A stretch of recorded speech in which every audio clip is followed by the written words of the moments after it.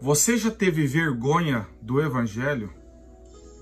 Alguma vez que você foi, por causa de sofrimento, zombaria, discriminação, você chegou a pensar, tem vergonha de ser cristão, tem vergonha da mensagem da cruz? Olha só o que Paulo nos diz em 2 Timóteo 1:12. Paulo falando para Timóteo, porque Paulo sabia que Timóteo precisava de encorajamento. Timóteo era naturalmente alguém mais tendente ao desânimo, ao abatimento.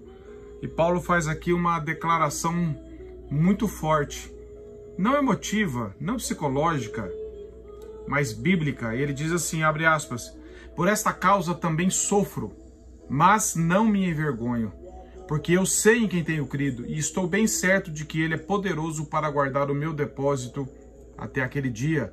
2 Timóteo 1:12. Nós lemos aqui que Timóteo era um discípulo de Paulo e Paulo não escreveu apenas por escrever ou sem necessidade. Timóteo, por natureza, tinha um temperamento desencorajador, ele ficava abatido com facilidade, ficava para baixo, como a gente diz. Existem pessoas assim, mais tendentes à tristeza, a se entregar diante das adversidades, e Timóteo era um desses. E Paulo, falando desta forma, nós podemos pensar, mas Paulo então nasceu otimista, então para ele era fácil? Não.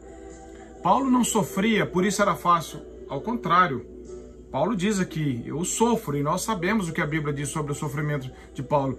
O sofrimento que ele causava a cristãos, depois ele sofreu por ser cristão.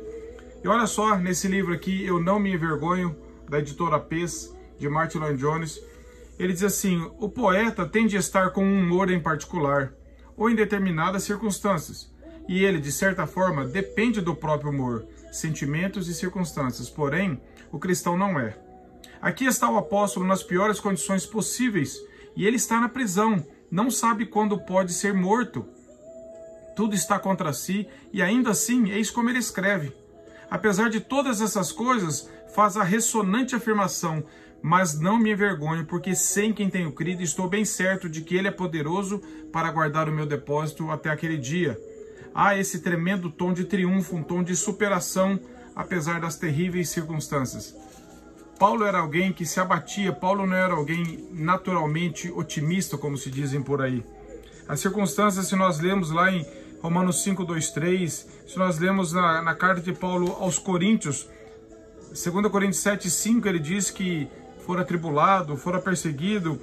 E Martin Lloyd-Jones aqui diz que Paulo era um homem sensível a críticas, que poderia ter ficado deprimido quando as pessoas eram grosseiras com ele, quando diziam coisas rudes a despeito dele.